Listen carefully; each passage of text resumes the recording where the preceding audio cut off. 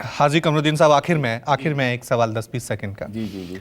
Manufacturing sector को लेकर बड़े दावे किए जाते हैं सरकार, मेक इन इंडिया को लेकर कई तरह के दावे किए जाते हैं, लेकिन अभी भी कहा जाता है हो सकता है मैन्युफैक्चरिंग दिख रहा है कि इंडिया में हो रही है, लेकिन हम अभी भी बहुत सारा जो इसके जो कहें कि इक्विपमेंट्स होते हैं चाइना से या बाहर से मंगवाने पड़ते हैं।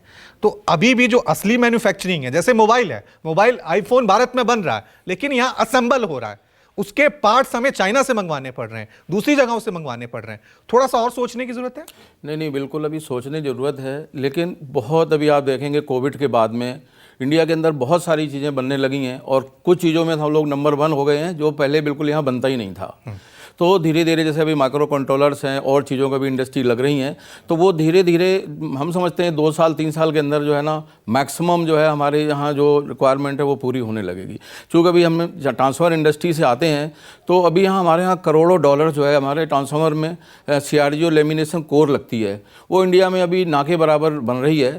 तो हमारा यही एक गुजारिश है कि ये चीज़ जो है ना यहाँ प्रोविज़न किया जाए और ये इंडस्ट्री यहाँ बढ़ाई जाए, जिससे हमारा करोड़ों डॉलर बचेगा और CRGO लेमिनेशन का प्लांट जिस तरह से भी वो इंडिया में लगे उससे हमारी ट्रांसफार्मर की कॉस्ट काफ़ी कम होगी जाके। तो ये एक बहुत ज़रूरी है, और क्योंकि जो चीज़ें यहाँ नहीं बन रही सरकार को उसके ऊपर सोचना चाहिए और उस पर करना चाहिए। कह रहा हूँ कि ज़मीनी तौर पर भी मैन्युफैक्चरिंग सेक्टर में अगर भारत आगे बढ़ेगा तो उद्योग जगत आगे बढ़ेगा, तो बाजार आगे बढ़ेगा, कारोबार आगे बढ़ेगा, रोजगार आगे बढ़ेगा। इसको लेकर भी तमाम सरकारों को सोचना चाहिए। उम्मीद करते हैं कि आपने जो अपेक्षाएं उम्मीदें की हैं कल के बजट में पूरी होंगी। बहुत बहुत शुक्रिया आप सभी मेहमानों का इस चर्चा में हमारे साथ शामिल होने के लिए। एक छोटा सा ब्रेक ले रहे हैं, फौरन हाजिर होंगे। देखते रहिए News 24।